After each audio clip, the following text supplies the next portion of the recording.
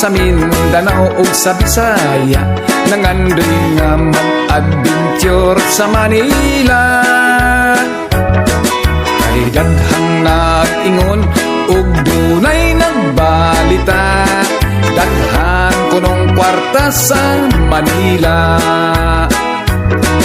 Kabaw gibaligya, giprinda ang gamayng yuta, aron ipliti paingon sa Manila.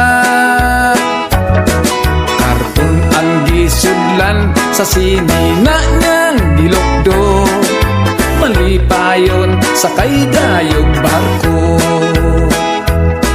Dito sa Manila, daghan yung mga Bisaya, ang mga pobre sa squatter mo makita.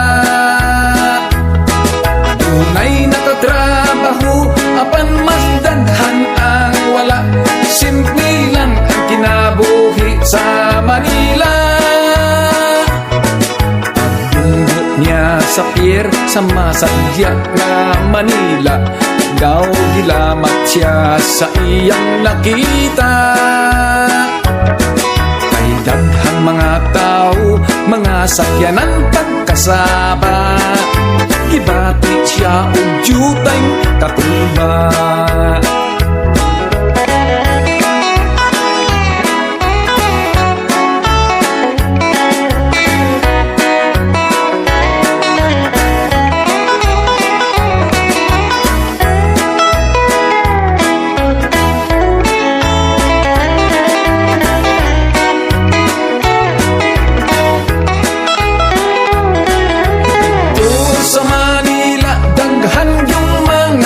Bisaya, ang mga pobre sa squatter mo makita.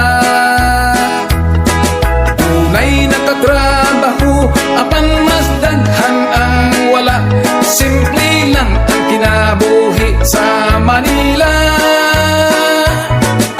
Sakay siyag jeepney, mangita sa iyang paryente, pagkanaog sa sakyanan way ikapliti. Dito pa lang sa pier sa mga pasahirong naghuo, itakadi ay niya dito gikuot. Adlong lang labay puro problema, maayo pa kunog mubalik sa probinsya.